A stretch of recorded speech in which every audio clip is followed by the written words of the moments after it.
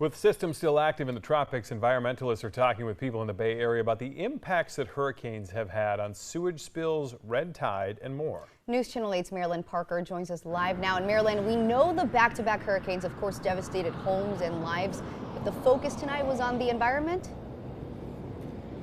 That's right. You think about all the water that flooded our communities, but take a second and think about everything that water took back with it. The message tonight was making water quality a priority and adding it as part of hurricane recovery.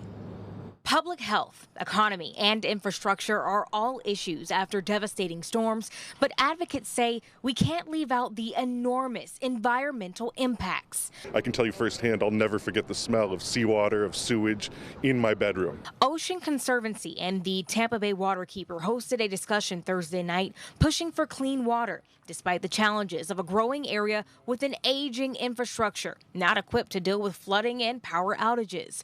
We saw millions of gallons of sewer pushed into neighborhoods, and the city is aware of the problem. We're currently doing some improvements to the plants to upgrade some of the equipment that is approximately 50 years old and to elevate parts of the plant to get them to be more resilient to storm surge. Advocates say we have to take a hard look at expensive investments and consider abandoning certain infrastructure. They also mention how storms like Tropical System Sarah can possibly push red tide our way.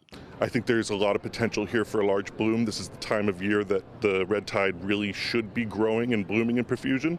And with a lot of nutrient inputs from hurricanes, I'm fearful that we're going to see more. There's also fish kills, marine debris, destruction to habitats, and they say new political realities that come into play.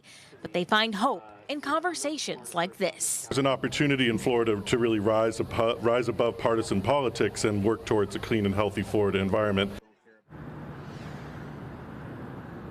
They say more green infrastructure is needed, and they want these conversations to continue so that it becomes, one, a conversation, a consistent conversation, and a priority to make water quality something way bigger than what it is now. We're live in St. Pete tonight. Marilyn Parker, 8 on your side.